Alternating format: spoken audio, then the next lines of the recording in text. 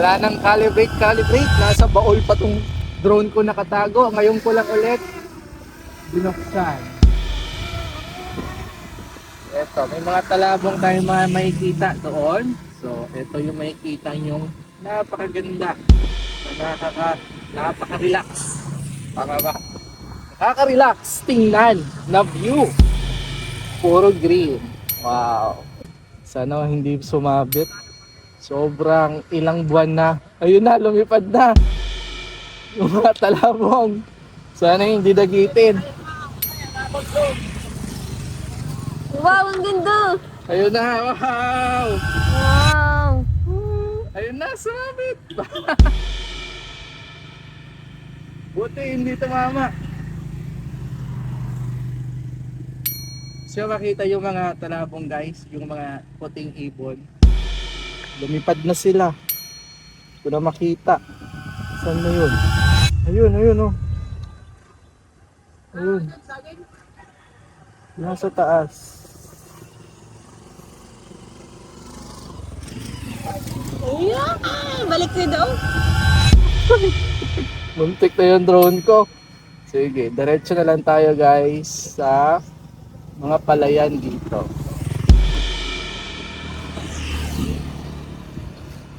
Nawalan ako ng signal pero sige lang, continue lang natin. Ayun na nga guys, nawalan ng connection yung drone natin. Pilit ko siyang Ayan. control, pero naka RTH naman to. Ayun na, pababa yung drone. Laging nawawalan ng signal. Pero nakokontrol ko siya sa itaas. Relax lang, nawawala eh. So, luma na kasi yung drone natin. Tapos ngayon mo palang nagamit. Wala na gamit. Ilang buwan bago mo nagamit? Higit 3 buwan. Ayan o, wala. May problema. Ko na siguro i-update. Ang anay ko, ang mo anay. Sabayin ko na lang. Ayun ang base, sumabit sa wire eh. Medyo mahina na ang signal, pero kinaya naman. Nakabalik. Hindi, paanohon mo na lang siya.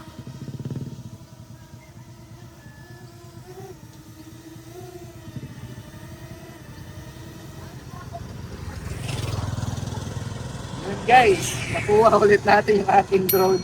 Nawalan ako ng signal, mga 1 minute ata yun or more than 1 minute. Pero eto, chill lang, nakabalik yung drone natin. Basta naka-activate yung RTH or return to home natin.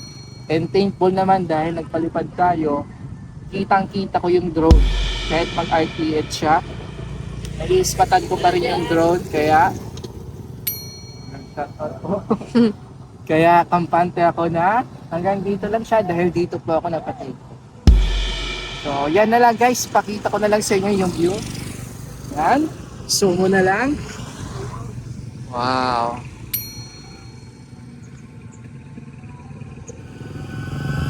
Ganda. So salamat guys sa panonood ng video na to at muntik na ako mawala ng drone. Sobrang tagal ko na kasi hindi siya nagamit kaya ganun. So anyway guys, thank you for watching. Sana may kita-kita tayo sa susunod.